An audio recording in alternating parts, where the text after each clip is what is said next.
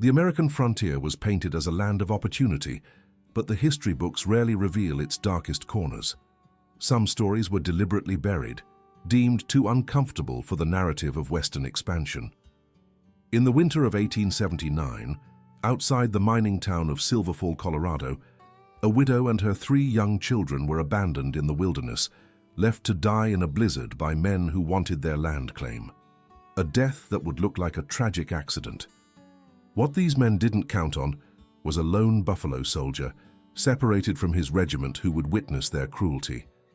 A decorated veteran whose sense of justice outweighed the unwritten rules that governed race relations in the West. What happened next sparked a chain of events that would challenge the very foundation of frontier society, a story of courage that threatened the powerful men who built their fortunes on stolen dreams and spilled blood. Why was this story erased from history? And what terrible price did this hero pay for his act of humanity in a land where compassion was seen as weakness? Stay with me until the end of this video to discover the shocking truth behind one of the most covered-up rescues in Western history. By the final chapter, you'll understand why certain acts of heroism by Black Americans were deliberately erased from our collective memory. If you're new here, I'm bringing untold stories of Black heroes from America's past on the Black Rancher channel. Hit subscribe now and ring that bell so you never miss these powerful stories that deserve to be known. Now, let's dive into the harrowing true story of a buffalo soldier who risked everything to save a family, abandoned to die in the merciless Colorado winter. Colorado Territory, December 1879.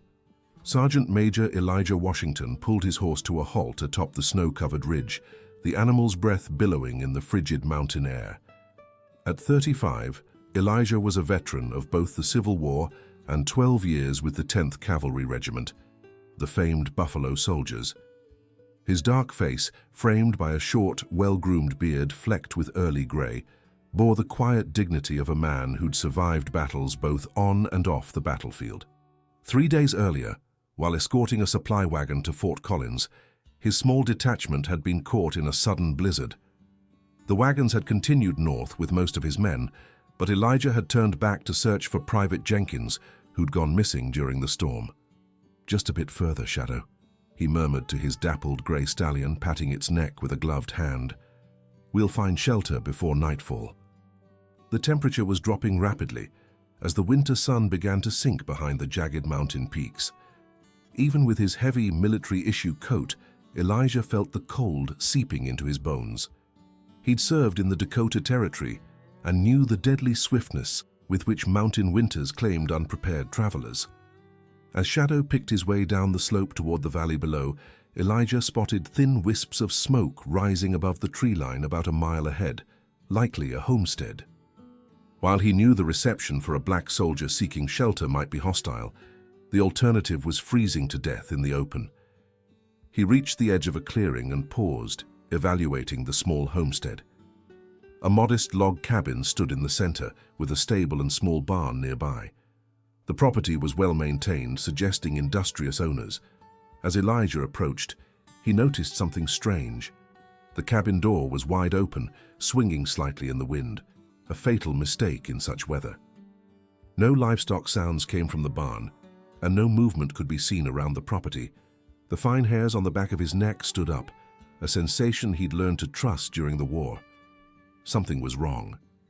He dismounted, leaving Shadow at the edge of the clearing, and drew his Army Colt revolver. Moving silently despite his heavy winter boots, Elijah approached the cabin, every sense alert. "Hello?" he called out. "Anyone there? U.S.?" "Cavalry." Only the wind answered, whistling through the open door. He stepped onto the porch, noticing fresh boot prints in the snow, multiple sets leading to and from the cabin. Inside, the scene was one of hasty abandonment. A pot of stew hung over cold embers in the fireplace. A woman's shawl lay discarded on the floor. A child's wooden toy horse had been trampled, one leg broken. But no bodies, no blood. Just signs of a home suddenly and forcibly emptied. Elijah moved through the small cabin methodically, his military training guiding his search. In the single bedroom, he found a trunk opened and emptied, clothes strewn about. On the table near the door lay a deed to the property, seemingly untouched, and beside it a letter addressed to Mrs. Sarah Miller. The sound of wood creaking outside froze him in place. He moved silently to the window, peering through a gap in the curtains. Nothing. Then he heard it again, followed by what sounded like a muffled sob. Elijah moved back to the porch, following the sound to the small barn. The door was secured with a heavy wooden beam from the outside. Someone had locked it deliberately. He removed the beam and pulled the door open, his revolver ready. The smell hit him first, the close earthy scent of livestock recently removed. As his eyes adjusted to the dimness, he saw them, huddled in the corner on a pile of hay, a woman and 3 small children, bound with rope, their mouths gagged. The woman's eyes widened in terror, then confusion, as she saw the uniform of a buffalo soldier. "It's all right," Elijah said softly, holstering his weapon. "I'm Sergeant Major Washington, 10th Cavalry. I'm here to help." "They came at midday," Sarah Miller explained, her voice hoarse as she clutched a cup of hot coffee in trembling hands. Elijah had freed them from their bonds, rebuilt the fire in the cabin, and heated water for coffee and soup. The 3 children, Mary, age 8, Thomas, 6, and little Emma, just 4, sat wrapped in blankets near the fireplace, their eyes still wide with fear and confusion. Sarah was a handsome woman in her early 30s, with auburn hair and the weathered hands of someone accustomed to hard work. Her husband, Daniel Miller, had died 3 months earlier in a mining accident, leaving her to run their small ranch alone.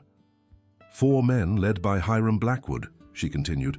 He owns the Silver Peak Mining Company. Been trying to buy our land since Daniel found the silver vein in the north pasture. Elijah listened intently, occasionally glancing out the window at the darkening sky. The blizzard was intensifying. Daniel refused to sell before he died, said we wouldn't be bullied. Sarah's voice broke. I kept refusing too.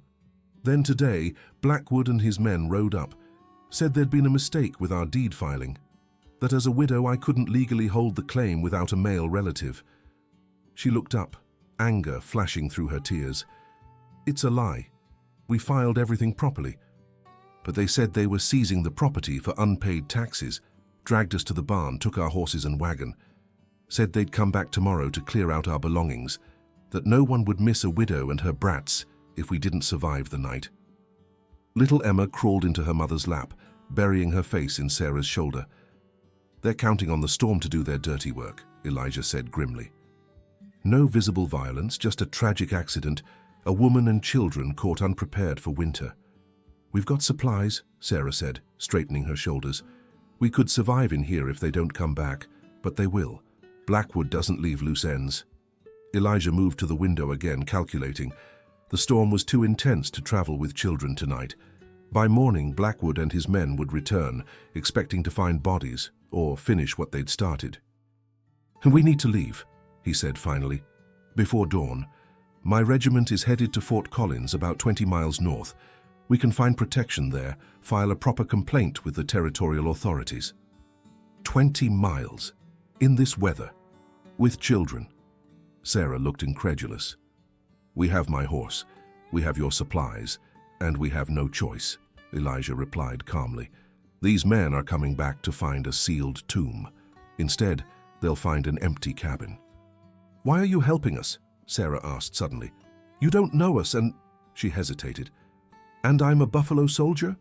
Elijah finished, a hint of a sad smile touching his lips. Ma'am, I've fought in the war between the states and against Comanche raiders. I've escorted settlers across hostile territory and protected stagecoaches carrying gold.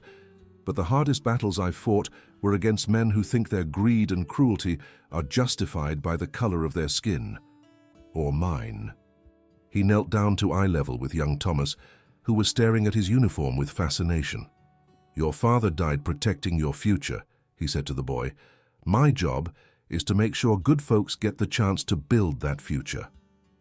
As Sarah began gathering essentials for their journey, Elijah noticed young Mary watching him intently. Is it true what they call you? Buffalo soldiers? She asked quietly. Elijah nodded. The native tribes gave us that name. Said our hair reminded them of the buffalo's coat. said we fought with the buffalo's courage. The little girl considered this. Are you afraid of Mr. Blackwood? Elijah's expression remained steady. Fear is natural, Miss Mary. But courage means doing what's right even when you're afraid.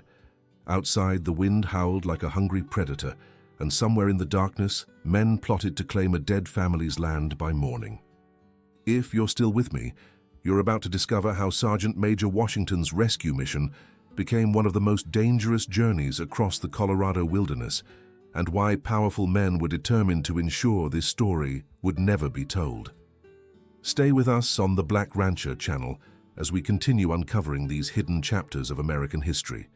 If you haven't subscribed yet, now's the time to join our community of truth seekers. Now let's continue with our story as the desperate escape begins. By 3 in the morning they were ready. The storm had temporarily abated, leaving a crystal-clear night sky studded with stars, the moonlight casting blue shadows across the pristine snow. Elijah had fashioned a makeshift sled from wooden planks taken from the barn floor. Shadow, his loyal cavalry mount, would pull the sled carrying the 2 younger children and their essential supplies.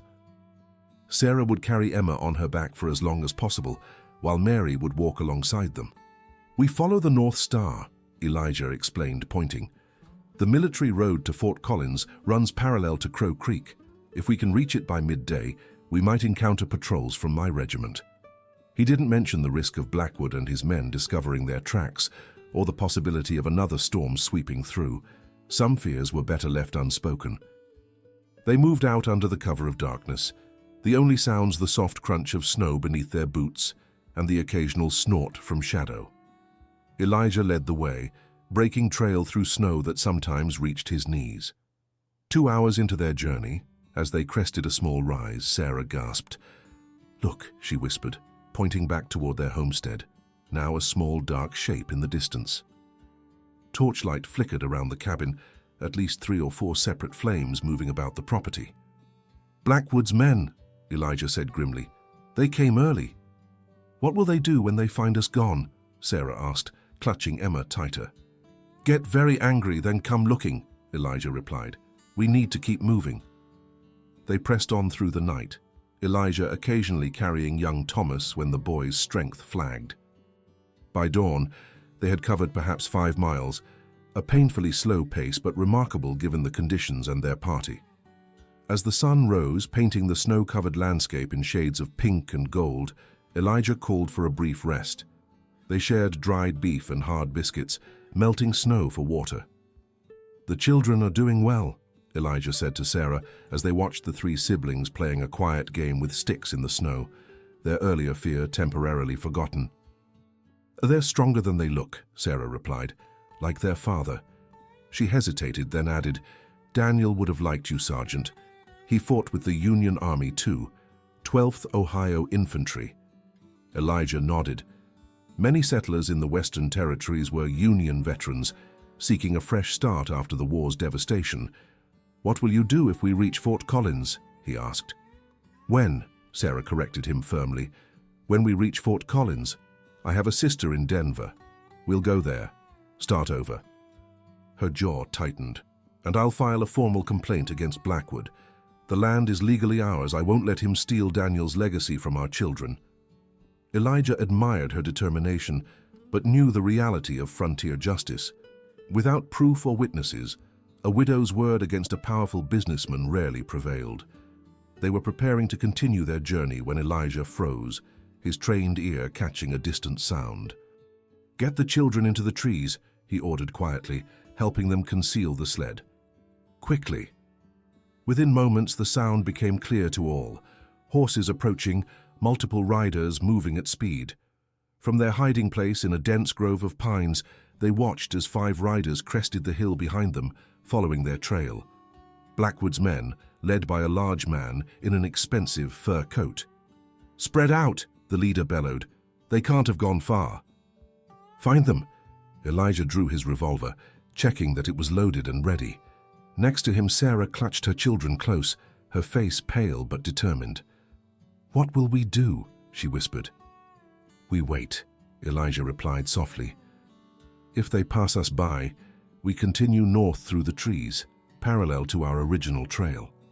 And if they find us, Elijah's expression hardened, then I'll remind them that buffalo soldiers earned their reputation in battle. The search party split up, 3 men continuing along the sled tracks while 2, including the man in the fur coat, presumably Hiram Blackwood himself, began methodically checking the surrounding woods. Elijah watched as one rider approached their hiding place, moving in a slow spiral pattern that would inevitably lead to their discovery.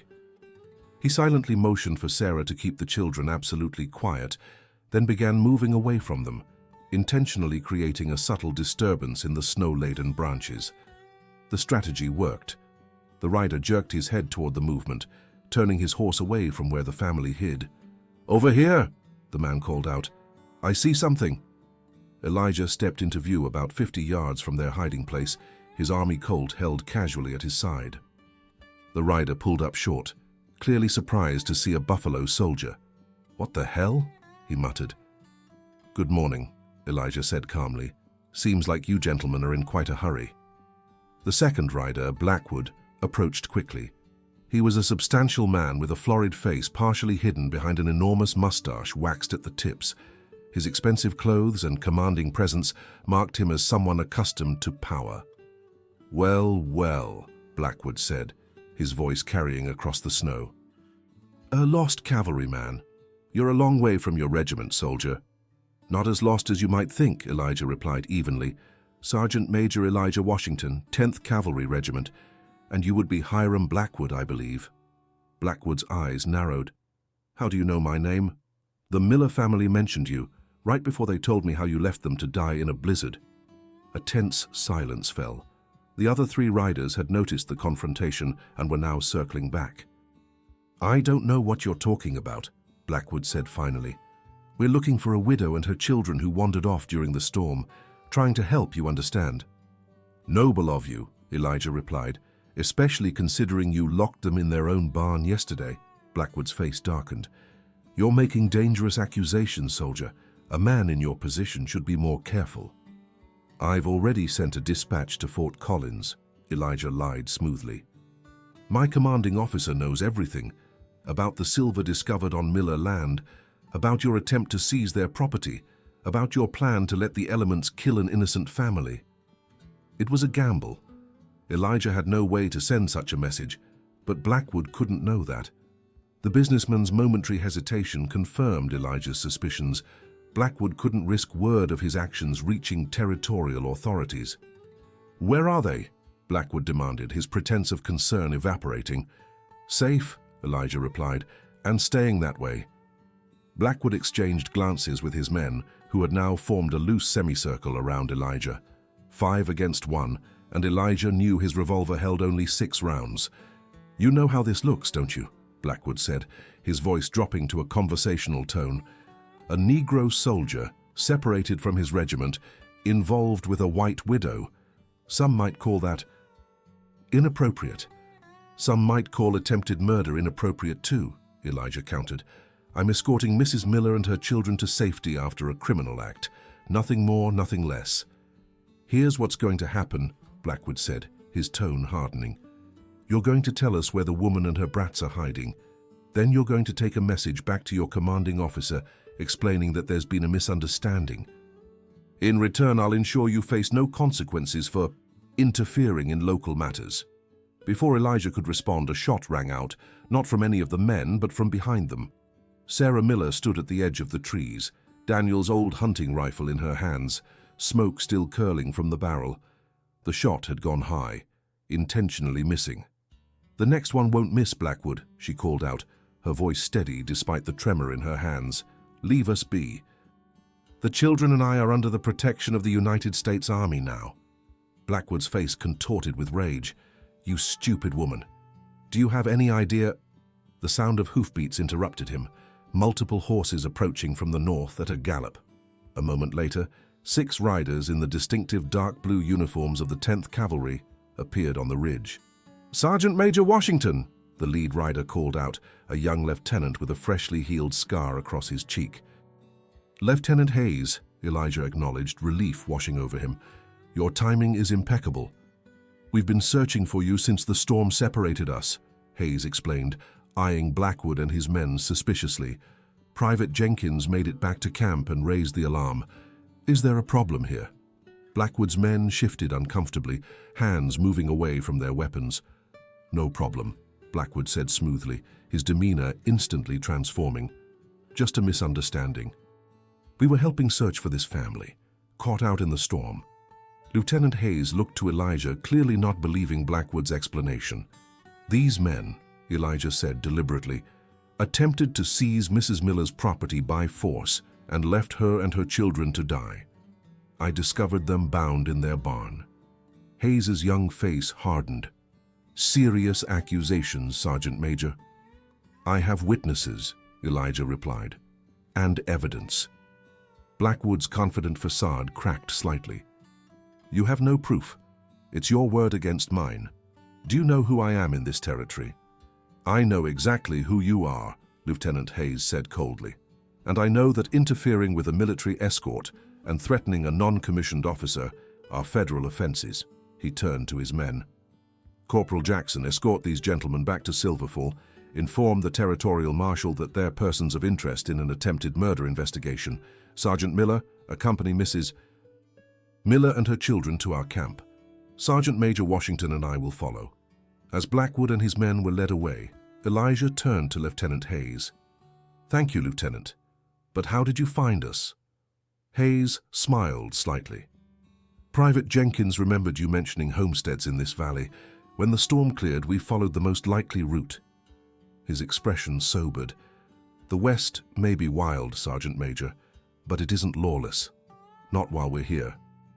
Sarah approached with her children, Emma now riding on Mary's back as Thomas walked beside them, staring in awe at the buffalo soldiers.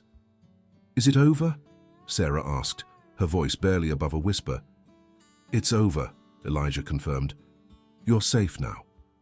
Fort Collins, Colorado Territory.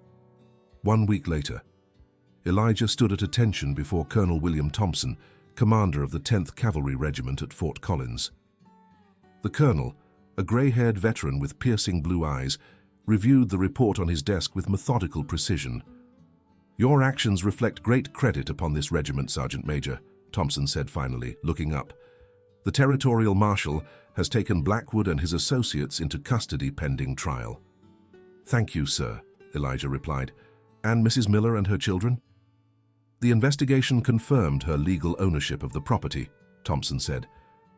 Apparently, Blackwood had bribed a clerk to misplace certain records.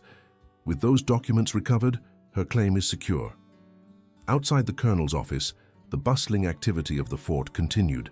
Soldiers drilling in the parade ground, supply wagons being unloaded, the everyday business of the frontier army. There's more, Colonel Thompson added, a rare smile touching his weathered features. The Denver newspaper got wind of the story. Seems we have something of a hero in our ranks, Sergeant Major. Elijah shifted uncomfortably. I only did my duty, sir. As you always have, Thompson agreed, which is why I've put you forward for the Medal of Honor, saving civilians from certain death, facing down armed adversaries at considerable personal risk. It's the definition of gallantry in action. Elijah was momentarily speechless. The Medal of Honor was rarely awarded to Buffalo soldiers, despite their exemplary service record. Permission to speak freely, sir, he asked finally. Thompson nodded. I appreciate the recommendation, Colonel, but the true courage was shown by Mrs. Miller. She stood her ground against men who would have killed her family for profit. My actions pale in comparison. The Colonel considered this. Perhaps, but Mrs. Miller isn't under my command and you are. He closed the file. The recommendation stands, Sergeant Major. Dismissed. Outside, Elijah found Sarah and her children waiting. The past week at the fort had brought color back to their cheeks, and even little Emma smiled as she spotted him. Sergeant Major Washington, Sarah greeted him, her voice warm. We wanted to thank you before we leave for Denver tomorrow. No thanks necessary, Mrs. Miller, Elijah replied. I'm just glad justice was served. It rarely is, Sarah said quietly. Not for people like me, a widow with no connections.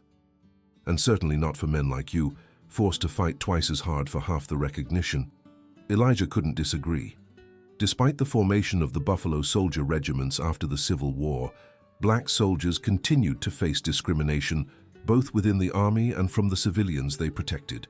"What will you do now?" he asked. "Return to our land," Sarah said decisively. "Rebuild. The silver vein Daniel discovered will provide for the children's future." She hesitated, then added, "We'd be honored if you'd visit whenever your duties bring you near Silverfall." Young Thomas tugged at Elijah's uniform sleeve. "Will you teach me to ride like a buffalo soldier?" he asked eagerly. Elijah smiled, kneeling to the boy's level. "I think that can be arranged, Master Thomas." As the morning sun climbed higher, casting long shadows across the fort's buildings, Elijah realized something had changed, not just for the Miller family, but for himself. In a land where a man's worth was often measured by the color of his skin rather than the content of his character, he had found recognition for the latter. In the distance, a bugler sounded assembly, and Elijah knew he needed to rejoin his unit. But for the first time in years, he felt something beyond duty driving him, a connection to the land and people he had sworn to protect. "I'll visit when I can," he promised Sarah. "The 10th has patrols throughout this territory." "We'll be waiting," she replied softly. "Our home will always be open to the man who saved us." As Elijah watched the Miller family cross the parade ground, Sarah walking tall despite all she had endured, her children gathered close, he reflected on the strange paths that had brought them together. A buffalo soldier and a widow, both fighting for their rightful place in a changing nation. The story of their journey might never appear in history books. The courage of buffalo soldiers might continue to be overlooked by a country not yet ready to acknowledge all its heroes. But in a small homestead near Silverfall, and in the hearts of a family saved from a cruel fate, Sergeant Major Elijah Washington's legacy would endure, and sometimes that was enough. Thank you for joining me for this powerful story of Sergeant Major Elijah Washington, one of the many unsung Buffalo Soldier heroes whose courage and humanity helped shape the true American West. If this story moved you, please help me share these forgotten chapters of history by hitting that like button and sharing this video with others. Your support ensures these crucial stories reach the audience they deserve. And if you want to discover more untold stories on the Black Rancher channel, subscribe now and ring that bell for notifications. Each week, we uncover another piece of history that was deliberately erased from our textbooks but deserves to be remembered. Remember, our history is only complete when we acknowledge all those who helped build this nation, regardless of race or background. Until next time, thank you for joining me on this journey through America's true past.